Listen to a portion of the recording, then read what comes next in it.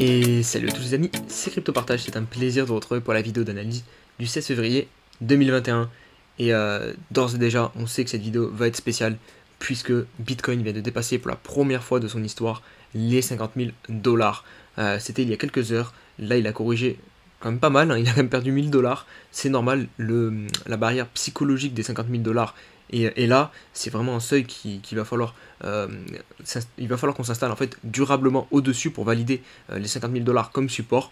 Pour l'instant, ce n'est pas le cas, mais on va voir ça dans quelques instants sur les graphiques. Du côté des altcoins, c'est mitigé. On a quand même Atom Cosmos qui nous fait une poussée de fou furieux depuis quelques semaines. Je vais l'analyser en deuxième partie de vidéo. Polkadot aussi, c'est pas mal, plus 8%, 30 dollars. XRP 54 centimes, le Dogecoin toujours dans le rouge là en correction, le GRT pareil toujours dans sa phase de correction aux alentours de 2 dollars, AAV je vais aussi l'analyser 450 dollars, et puis voilà, juste avant de passer aux news, on est bientôt 3000, je pense que vous pouvez facilement m'exploser cette barre des 3000 abonnés. C'est vraiment un truc de fou, hein. On a fêté les 2000 ce dimanche, même si je les avais eu un peu avant, et là on est déjà à 3000, donc vraiment un grand merci à tous ceux qui me soutiennent et qui mettent des coms, qui lâchent des likes au jour le jour. Vraiment, vous êtes top.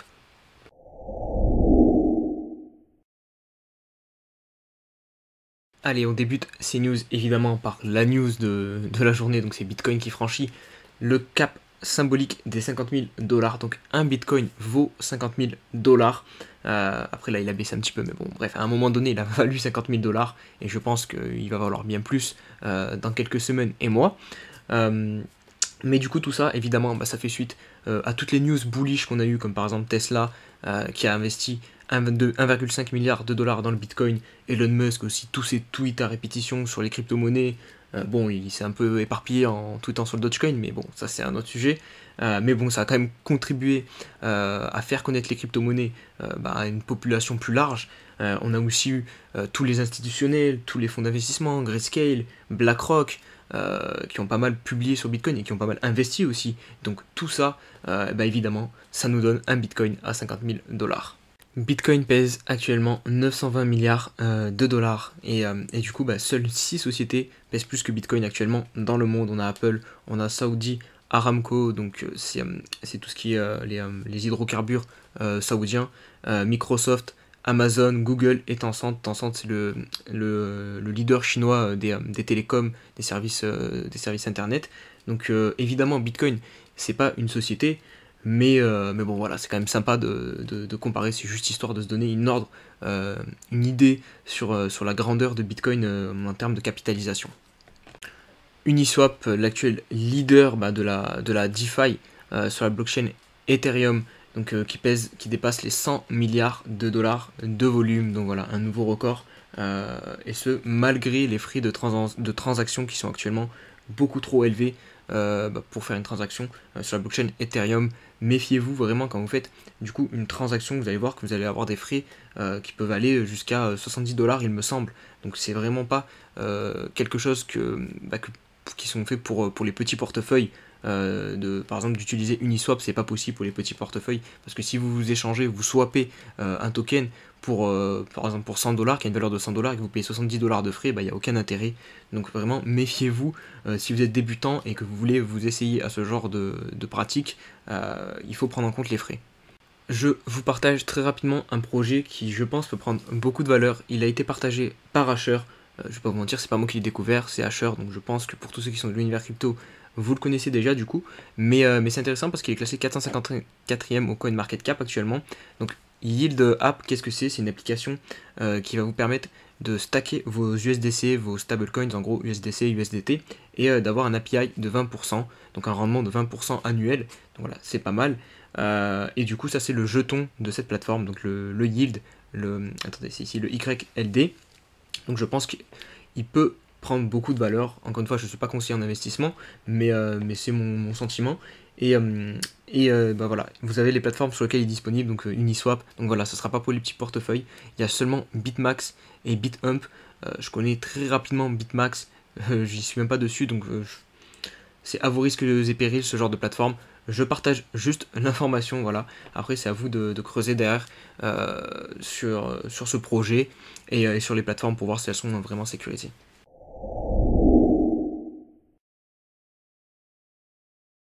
Allez, on se retrouve sur les graphiques avec Bitcoin en 4 heures, donc unité de temps 4 heures, une bougie égale 4 heures. Donc pour voir que malgré qu'on est venu du coup chercher ce nouvel attache au-dessus des 50 000 $, ce n'est pas fait. On n'est pas encore officiellement au-dessus des 50 000, en tout cas pour moi, selon ce que je vois sur les graphiques actuellement, puisque tant qu'en H4 on n'aura pas une clôture au-dessus de 49 000, mais même au-dessus de 50 000, je pense que psychologiquement on ne sera pas passé vraiment au-dessus des 50 000 $. Et là, regardez, on est vraiment en train de se faire repousser violemment. On est revenu chercher les 48 300 $ durant ces 4 heures. Donc voilà, ça prouve qu'on est encore en train de se faire repousser, qu'il y a encore une résistance à 50 000. On détecte notamment en plus un biseau ascendant. Et ça, c'est une figure qui généralement se conclut par une baisse. On doit la casser par le bas. Après, sur Bitcoin, depuis qu'on est en bull run, on a énormément cassé de biseau ascendant par le haut, donc il faut se méfier, il faut prendre ça avec des pincettes. Il faut prendre ça avec des pincettes, je disais. On a aussi ce canal haussier là, qu'on peut détecter avec un peu plus de recul. C'est les deux lignes en pointillé, donc cette oblique ici. Vous voyez qu'ici on l'a travaillé ici, ici et ici. Et pareil, on a l'oblique basse ici. Donc là, on peut potentiellement dire qu'on s'est fait repousser et qu'on va revenir chercher cette oblique basse. Donc c'est possible qu'à court terme, on corrige encore un petit peu sur Bitcoin avant de prendre réellement de l'élan et qu'on réussisse enfin à casser avec beaucoup de... Je vais vérifier sur les volumes d'ailleurs. Ouais, voilà, il n'y a pas énormément de volume, donc c'est pas net, c'est pas franc. On n'a pas une cassure des 50 000 $ pour le moins. En plus... Bon, d'habitude, je vous en parle pas des divergences, mais là, regardez, on voit qu'on a une divergence au niveau du RSI, enfin, une divergence sur le cours, quoi. Là, le cours continue de monter, mais vous voyez, au niveau du RSI, le RSI baisse. Ça s'appelle une divergence baissière, donc c'est un signal en plus qui prouve qu'au niveau de l'unité de temps 4 heures, on peut baisser.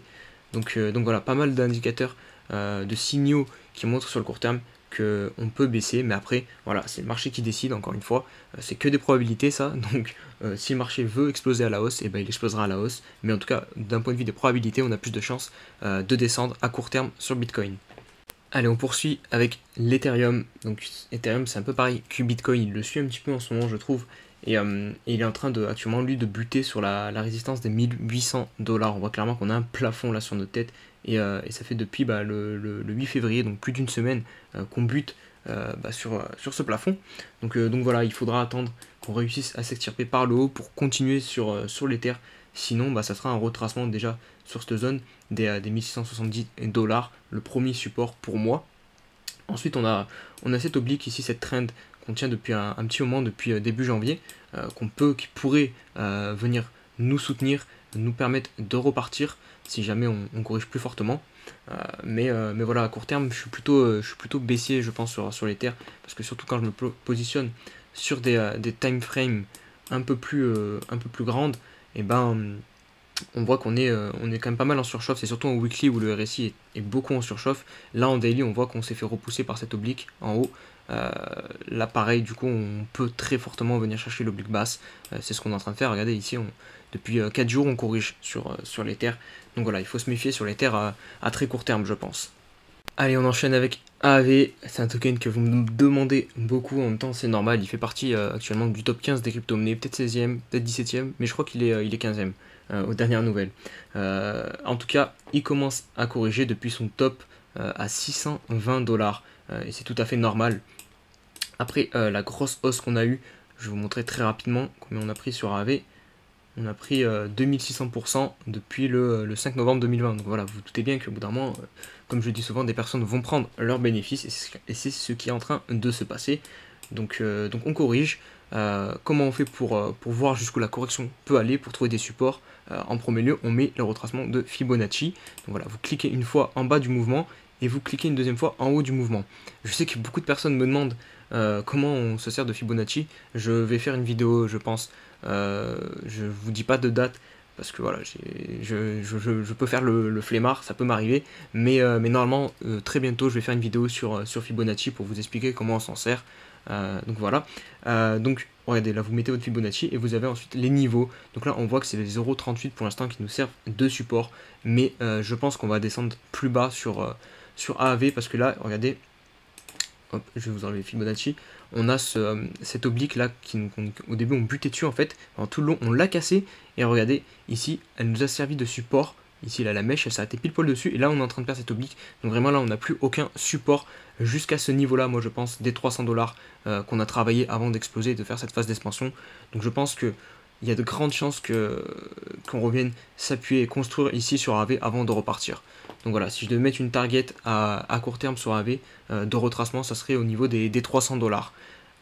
Après, évidemment, il peut déjà repartir. Hein. Bon là, il est vraiment en train de corriger, mais si on remet Fibonacci rapidement, là on est sur les 0,38 et les 0,38 en bull run c'est pertinent, les corrections sont plus courtes, donc c'est possible qu'on reparte au niveau des 400$. En plus 400$ c'est un prix psychologique, donc voilà, si vous voulez à tout prix entrer sur AV, ça peut être intéressant de commencer à investir au niveau des 0,38, des 400$. On va poursuivre avec Atom Cosmos, et d'ailleurs juste avant de commencer l'analyse, j'ai peut-être un petit bon plan, je crois que c'est Cryptomatrix qui l'a partagé sur Twitter, j'ai oublié de vous le montrer au début des news, mais il y a peut-être un airdrop de prévu sur Atom. Donc qu'est-ce qu'un airdrop? C'est un lâcher de tokens fait par l'équipe du coup de Atom Cosmos. En gros ils vont donner des tokens à la communauté, et pour être éligible il faudrait en fait avoir vos Cosmos sur vos Atom plutôt, sur un wallet privé, donc pas sur Binance, pas sur Coinbase, vraiment un portefeuille privé. C'est une information, une rumeur, donc c'est Cryptomatrix qui l'a partagé, donc voilà, je vous informe, pareil, encore faites vos recherches derrière, mais c'est un truc qui vous coûte pas de temps, ça vous coûte juste un petit peu de frais, mais ça peut vous potentiellement vous rapporter gros, donc voilà, déplacez vos atomes s'ils sont sur Binance, sur un portefeuille privé. Du coup, maintenant, l'analyse technique. Je vais pas avoir beaucoup de choses à dire parce que vraiment là on est en phase d'expansion, on est en train d'exploser sur Atom, donc clairement on rentre pas sur ça, enfin en tout cas encore une fois c'est mon avis.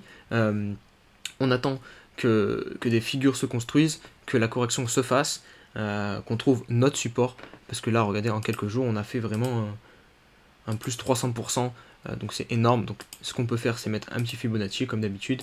Hop, voilà, vous mettez sur la dernière phase d'expansion, là c'est suffisant, et du coup on va chercher à jouer les 0,38 dans un premier temps, qui sont le vrai premier support selon moi, qui est pertinent de payer. Donc voilà pour Atom. On voit encore une fois ces grosses phases d'accumulation que je vous parle souvent qui payent. Hein. En plus celle-là elle est vraiment parfaite parce qu'on sort, on brise la TH, et derrière on vient quand même faire un pullback, donc pour les retardataires c'est parfait, et regardez, derrière vous aurez payé ce pullback, vous prenez un 300%. Donc vraiment des phases d'accumulation comme ça, c'est vraiment du pain béni, j'ai envie de dire. Allez, on poursuit avec le token RIF qui m'a été beaucoup demandé aussi en commentaire, donc je vais le faire, même si c'est un token très récent, puisque c'est un token de la Binance Smart Chain. Donc regardez, juste ce que je peux vous dire là, c'est qu'on a un biseau ascendant, vous voyez ici, et regardez, on l'a cassé par le haut, là on est en train de faire un pullback, donc ça peut être intéressant à payer clairement, ce petit pullback là sur une petite résistance, cette petite oblique. Voilà, on est sur un support et c'est toujours mieux de rentrer sur un support que quand on est to the moon. Donc voilà, pourquoi pas rentrer ici. Après, à vous encore une fois de faire vos recherches sur ce projet, mais en tout cas la Binance Smart Chain a clairement le vent en poupe en ce moment. On voit avec le lit qui a bien pumpé, Pancake Swap pareil, donc voilà, il y a plein de projets qui sont en train d'exploser en même temps que la Binance Smart Chain, donc ça peut être intéressant je pense de creuser derrière Riff aussi. Allez, on poursuit avec Bound Protocol qui m'a aussi été beaucoup demandé. Donc lui, je trouve que graphiquement il ressemble beaucoup à Atom Cosmos qu'on a fait il y a quelques instants. Regardez, il a aussi participé au pump, à l'alt season qu'on a eu l'été dernier, en août 2020 par exemple. Et derrière on a eu cette fameuse correction et la phase d'accumulation qu'on a aussi eu sur Cosmos, donc comme je vous disais.